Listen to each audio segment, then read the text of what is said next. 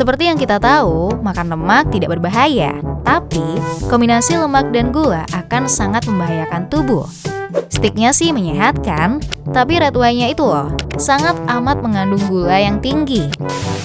Karena selain mengandung karbohidrat, roti juga mengandung fruktosa yang tinggi. Seperti kita ketahui, fruktosa mengandung gula yang sangat tinggi.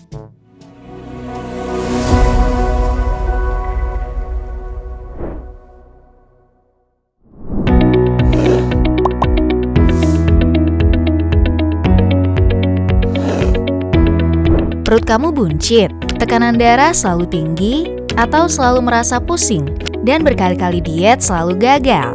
Bisa jadi kamu mengalami sindrom metabolik. Di sini siapa yang sudah mengetahui apa itu sindrom metabolik? Seseorang mengalami sindrom metabolik jika mengalami sedikitnya 3 dari 5 kondisi seperti gula darah tinggi, hipertensi, kadar HDL rendah, kadar trigliserida yang tinggi, dan obesitas. Sindrom ini nantinya mengakibatkan gangguan kesehatan yang meningkatkan risiko penyakit seperti stroke, jantung koroner, diabetes tipe 2, hingga serangan jantung. Lalu apa sih penyebab sindrom ini? Katanya sih belum diketahui secara pasti penyebabnya. Namun diyakini sindrom ini juga dipengaruhi sensitivitas insulin yang menurun. Jadi sudah tahu dong, kalau sensitivitas insulin turun itu penyebabnya apa? Hayo, sudah bisa ditebak kan? Jawabannya tentu saja karena mengkonsumsi gula dan karbohidrat yang berlebihan. Nah, berarti pola makan kita turut mempengaruhi resiko sindrom metabolik. Ada berbagai macam makanan yang sebenarnya harus kita waspadai saat mengalami gejala sindrom metabolik. Makanan-makanan ini sebenarnya perlu dihindari, namun terkadang dokter atau iklan di televisi maupun media lainnya menyebutkan bahwa makanan tersebut sangat baik dikonsumsi untuk diet dan sangat menyehatkan, padahal makanan-makanan ini mengandung karbohidrat yang tinggi dan meningkatkan risiko peningkatan insulin pada tubuhmu. Nah, kali ini channel Atur Pola Makanmu akan membahas mengenai 10 makanan yang terburuk yang diminta dokter untuk kamu makan, namun sebenarnya sangat beresiko menurunkan sensitivitas insulin. Pertama, roti. Mau apapun jenisnya, baik roti gandum atau roti tawar, jika dikonsumsi akan meningkatkan kadar insulin pada tubuh sehingga beresiko menurunkan sensitivitas insulinmu. Kenapa? Karena selain mengandung karbohidrat, roti juga mengandung fruktosa yang tinggi. Seperti kita ketahui, fruktosa mengandung gula yang sangat tinggi. Belum lagi, kita juga gak bisa kan mengkonsumsi roti tanpa tambahan apapun. Setidaknya kita juga akan menambahkan selai, mentega ditabur meses, atau gula pasir, atau langsung menambahkan susu kental manis saat mengkonsumsi roti. Hal tersebut turut meningkatkan kandungan gula dan karbohidrat pada roti. Meskipun salah satu jenis roti, yakni roti gandum, juga mengandung serat yang baik untuk pencernaan, tapi tetap saja insulin pasti akan melonjak saat tubuh kita mencerna roti tersebut. Kedua, sereal. Sama seperti roti, sereal pun terbuat dari gandum dan tinggi kandungan karbohidratnya.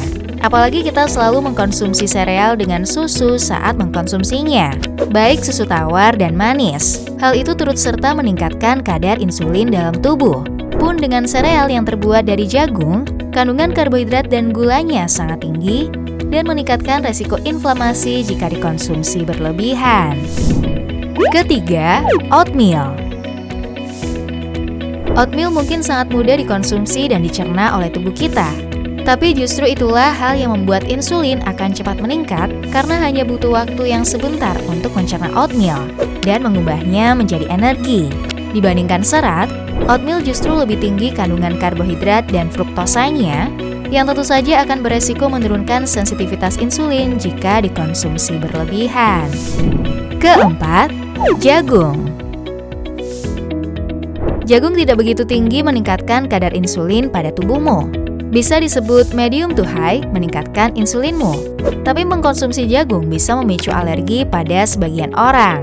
Umumnya reaksi alergi pada jagung sulit diidentifikasi karena reaksinya sama seperti jika kita alergi terhadap biji-bijian. Kelima, susu. Kenapa kira-kira susu berbahaya? Meskipun susu baik untuk kebutuhan protein dan lemak kita, namun ternyata bagi sebagian orang mengkonsumsi susu akan menyebabkan reaksi alergi seperti mencret hingga sesak napas. Keenam, telur. Banyak yang mengira protein pada putih telur menyehatkan dan baik dikonsumsi saat diet, sehingga sebagian orang menyingkirkan kuning telurnya dan hanya mengkonsumsi putih telurnya saja. Tapi ini mitos ya, kuning telur itu tidak jahat. Justru kita harus mengkonsumsi keseluruhan telurnya.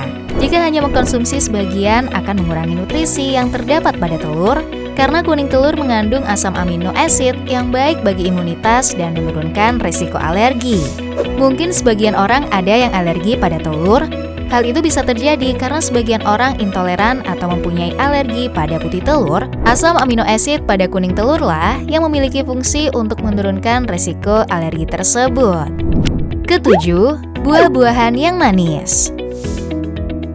Loh, kok bisa ya?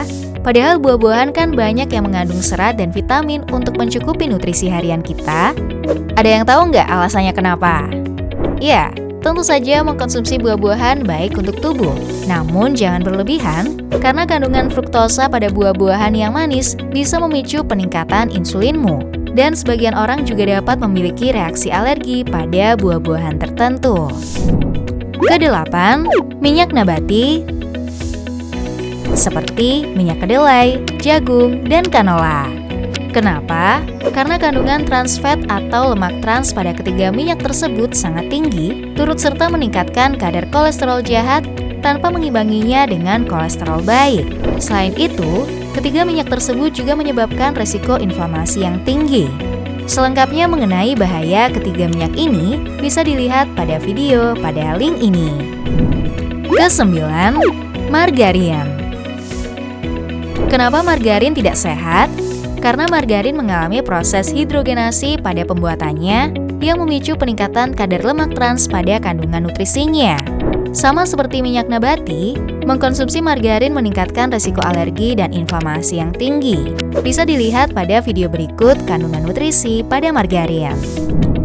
Kesepuluh, red wine. Di sini siapa yang suka mengkonsumsi red wine? Mungkin bagi sebagian orang mengkonsumsi red wine dengan stick adalah kombinasi yang sempurna. Tapi tunggu dulu. Mungkin sempurna jika dinikmati, tapi membahayakan jika dikonsumsi. Kenapa? Seperti yang kita tahu, makan lemak tidak berbahaya, tapi kombinasi lemak dan gula akan sangat membahayakan tubuh. Sticknya sih menyehatkan, tapi red wine-nya itu loh, sangat amat mengandung gula yang tinggi. Sudah mengandung gula yang tinggi, mengandung alkohol pula. Perfect kombinasi yang mematikan bukan? Jadi sebaiknya hindari red wine karena memicu peningkatan insulin, meningkatkan risiko inflamasi dan alergi pada sebagian orang. Nah, itulah 10 makanan yang terburuk yang diminta dokter untuk kamu makan versi channel Atur Pola Makanmu. Mungkin sebagian baik untuk dikonsumsi, tapi cara mengkonsumsinya yang salah bagi sebagian orang. Semoga kedepannya, Sobat Sehat channel Atur Pola Makanmu lebih aware ya dalam memilih makanan apa saja yang baik untuk dikonsumsi oleh tubuh, sehingga tidak meningkatkan risiko penyakit sindrom metabolik ataupun penyakit-penyakit lain yang berbahaya. Sekian video kali ini, nantikan video-video informatif berikutnya dari channel Atur Pola Makanmu. Oh iya, pastikan kamu sudah subscribe channel ini, lalu jangan lupa komen di bawah, tulis komentar, saya sudah subscribe, dan tuliskan pertanyaan seputar dietnya. Nantinya kami akan mencoba menjawab pertanyaan atau komentar terbaik dari kamu, agar kamu mendapatkan jawaban yang tepat. Komen juga topik apa yang ingin kami bahas di channel ini. Komen yang banyak ya! Kalau kamu suka dengan konten ini, jangan lupa share video ini ke teman-teman, pasangan, dan juga keluargamu, supaya mereka nggak ketinggalan informasi penting ini. Terima kasih sudah menyimak video ini sampai akhir. Sampai jumpa di video berikutnya.